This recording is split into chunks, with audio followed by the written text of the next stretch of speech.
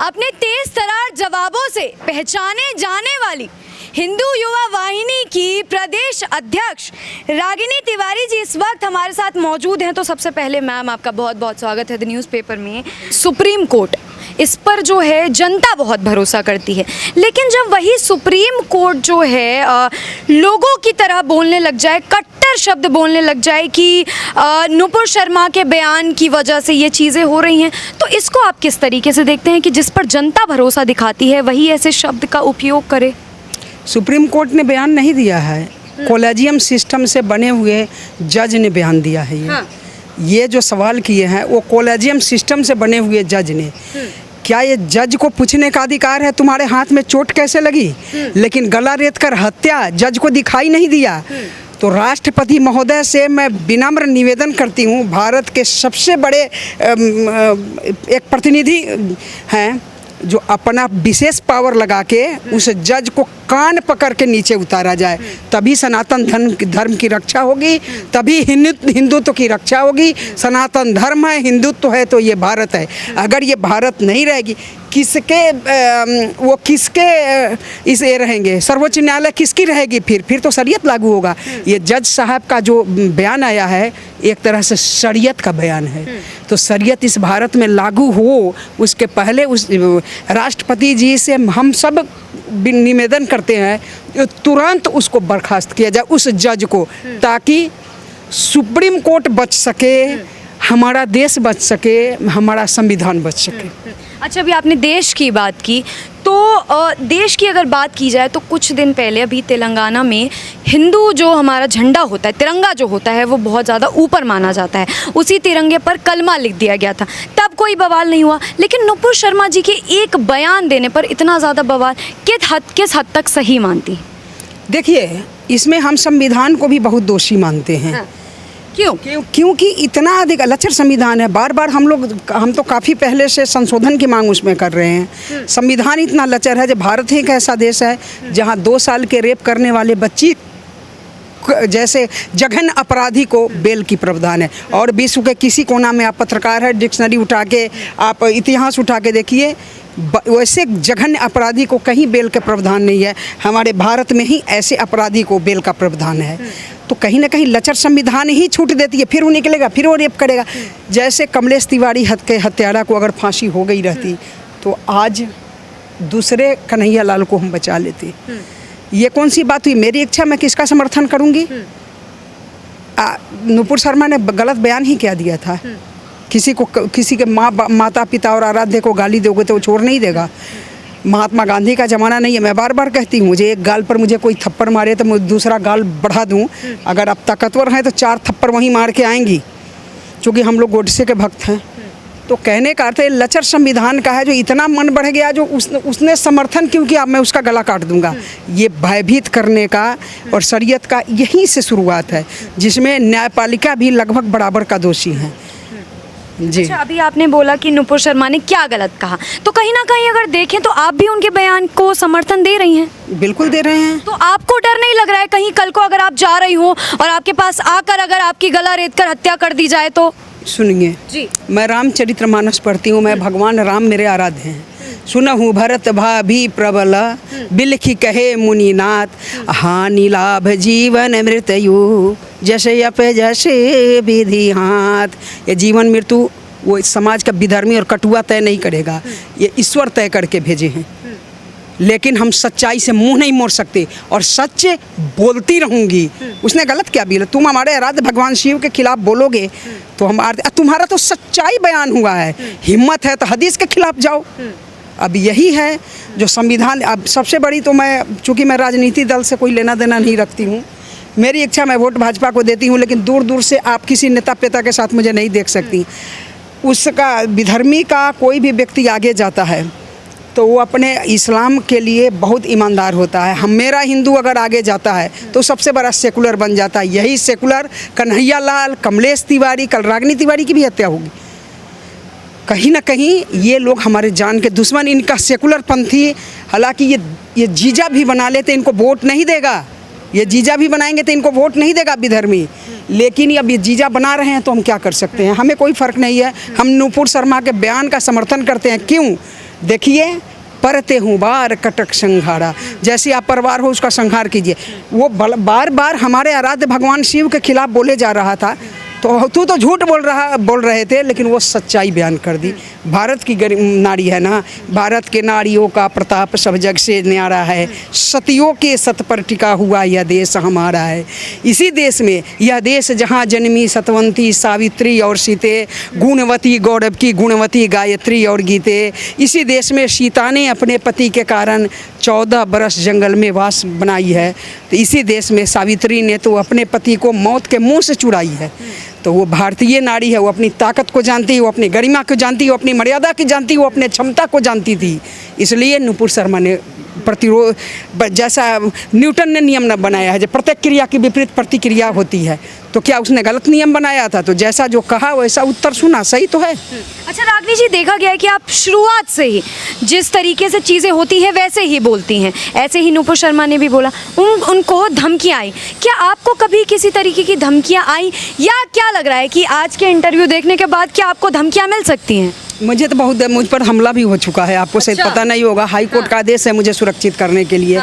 मैं इसका डर मुझे नहीं है। देश धर्म के लिए मेरी जान भी चली जाए तो कहीं ना कहीं मैं अपने को सौभाग्यशाली मानूंगी। सौभाग्यशाली मानेंगी। अच्छा, उन लोगों को क्या कहना चाहेंगी जो ऐसी नीच हरकतें करते हैं और फिर इल्ज़ाम जो है नुपुर शर्मा पर डालते हैं? नहीं, उन लोगों को नहीं कहना चाहूँगी। मैं संविधान और कानून को कहना चाहूँगी। जो हथकड़ी क्यों नहीं लग रही है, उसके बाद भी क्यों नहीं लग रही है? कश्मीर से जो पलायन हुआ, क्या नुपुर शर्मा ने पलायन करवाया? अभी दिल्ली में अंकित शर्मा को 400 चाकू मारा, क्या नुपुर शर्मा का बयान ने मारा? अभी जो एक और जो अभी मरा है पिछले साल, जिसको कपिल मिश्रा जाके 1 करोड़ रुपया दिए थे, वो क्या उनके कहने से हुआ था? ट्विंकल शर्मा का बलात्कार क्या नुपुर शर्मा के कहने से हुआ था? उसके कहने से क्या होता है? जज के कहने से। कोलेजियम सिस्टम अपना नमक का ऋण अदा कर, अपने क्षमता पर, सुनिए, अपने क्षमता पर जज बनने की क्या वो किसी लायक नहीं था। देखिए, जो चाटुकारिता करके जज बना है ना, उसी का बड़ा अधिकार दक्ष जब पावा, अति अभिमान हृदय को तब गावा। बस बड़ा अधिकार मिल गया है, क्षमता है नहीं, ज्ञान विवेक है नहीं। ये एक महिला को कैसे उन्होंने दोषी बना दिया? तो फिर कश्मीर पलायन का दोषी कौन है? जज साहब को मानना चाहिए। यही सुप्रीम कोर्ट है ना, जो कश्मीरी पंडित का केस खोलने से मना कर दिए थे दोबारा, तो इनको मानना चाहिए। सारा हत्या का आरोपी उसी जज को पर चलाना चाहिए। लेकिन हम क्या कर सकते हैं ना, अपनी क्षमता बहुत कम है। इसलिए मैं यही कहती हूँ, राष्ट्रपति साहब उस जज को तुरंत अविलंब बर्खास्त कर दें। अच्छा, नुपुर शर्मा ने जब ये बयान दिया, जो उन्होंने शब्द कहे, उसके बाद बहुत हंगामा हुआ, जिसके बाद भाजपा पार्टी ने उन्हें निलंबित कर दिया। लेकिन लोगों की ऐसी मानसिकता कहाँ से आती है कि कानून अपने हाथ में ले लेना, गला रेत देना, ये मानसिकता आखिर उत्पन्न कहाँ से होती है? संविधान से। संविधान से? जी। कैसे? उसको पता है जब हम छूट जाएंगे, बेल मिल जाएगी। अगर एक को फांसी हो जाती, किसी की आपको फांसी हो जाएगी, अगर ये तोड़ने से इनकी हिम्मत करेगी, मेरी हिम्मत करेगी दोबारा वो तोड़ने की? नहीं तोड़ेगी। संविधान ने छूट दिया है हत्या करने का। जी। अच्छा, संविधान में देख रही हूँ लगातार आप संविधान पर निशाना साध रही हैं, बार बार संविधान संविधान। संविधान में एक और चीज़ है कि फ्रीडम ऑफ स्पीच, इंसान जो बोलना चाहे बोल सकता है। लेकिन जैसे हालात आजकल बन रहे हैं, तो क्या लग रहा है कि लोग अब क्या बोलेंगे या बोलने से कतराएंगे? क्यों नहीं बोलेंगे? हम ही बोल रहे हैं। क्यों नहीं बोलेंगे? लेकिन आपके सामने हम ही बोल रहे हैं ना, तो लोग कहाँ डर रहे हैं? आप जितनी शिक्षा लेदर उस जज साहब की हुई है, मुझे नहीं लगता है कि 1 साल में किसी की शिक्षा लेदर उतना हुई होगी। तो जज साहब ने मांग किया है जो सोशल मीडिया को बैन किया जाए। ये देश चलाएंगे, इनके अनुसार देश चलेगा। ये जज साहब के बाप का देश है। ये जज साहब भी तनख्वाह लेते हैं कहीं ना कहीं हमारे आपके टैक्स के पैसा से। अच्छा, एक हिंदू होने के नाते कितना ज़्यादा गुस्सा है आपके अंदर, या ऐसा कहूँ कि एक भारतवासी होने के नाते कितना ज़्यादा गुस्सा है जो ये कट्टरपन लगातार जो है लोग दिखा रहे हैं, या इंसानियत नहीं बची है अब ऐसे लोगों के अंदर? नहीं, इंसानियत तो बची है, ये नहीं कह सकते इंसानियत नहीं बची है। कट्टरपन शुरू से रहा है। अकबर का राज हुआ, औरंगजेब का राज हुआ। देखिए, राक्षस से हम क्या अनुमान कर सकते हैं? राक्षस से राक्षसी प्रवृत्ति का ही अनुमान कर सकते हैं ना। शुरू से ये भरोसे लायक नहीं थे, तो आज क्या अनुमान करें? सांप के फन में कितना विष है, ये खुल के सोशल मीडिया की देन है जो सामने आ रहा है। शुरू से ही विश्वास लायक नहीं थे। अच्छा, जो मोहम्मद गौस जो जिन्होंने हत्या की थी उदयपुर में कन्हैया लाल की, तो जब उनके पड़ोसियों से एक पत्रकार ने बात की तो उसमें उन्होंने कहा कि हमारे नबी के खिलाफ जब बोला गया तो अगर उनकी हत्या कर भी दी तो क्या गलत किया, इसको किस नज़रिए से देखती हैं? धर्म निंदा कानून एक अविलंब बनना चाहिए, हम इस नज़रिए से देखते हैं। तुरंत धर्म निंदा कानून बनना चाहिए, जो हमारे धर्म पर भी जो आक्षेप करे उसको अविलंब 307 के तहत मुकदमा दर्ज करके फांसी हो, यही मांग करते हैं। लेकिन गिरफ्तार तो कर लिया गया इन हत्यारों को, क्या लग रहा है कि गिरफ्तारी के बाद सख्त से सख्त कार्रवाई होगी या कुछ सालों में छूट जाएंगे? छूट जाएगा, संविधान लचर है।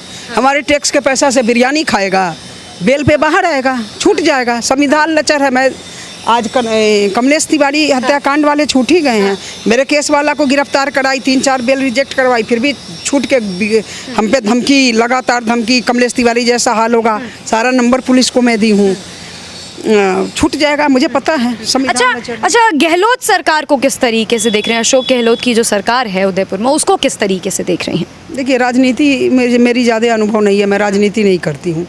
हम गहलोत को क्यों लें? धर्म निंदा कानून हमारी सरकार बनाएगी। हमने भाजपा को, देखिए मैं ना उसको वोट दी हूँ ना मैं उससे कुछ आशा उपेक्षा रखती हूँ। जिसको मैंने वोट दिया है मेरी आशा और उपेक्षा उन्हीं से होगी। तो गहलोत क्या, हम कह रहे हैं सरकार केंद्र से तुरंत अविलंब कैबिनेट से पास करे धर्म निंदा कानून। अच्छा, इन सारी घटनाओं के बाद हिंदुओं से क्या कहना चाहेंगी? चश्मा लगा ली है आंखों पर, कुछ तगड़ा बोलने वाली है लग रहा है, क्या कहना चाहेंगी? मेरा बार बार एक ही आह्वान होता है, जब निर्भीक होकर जो मेरा आह्वान है कि जागो तो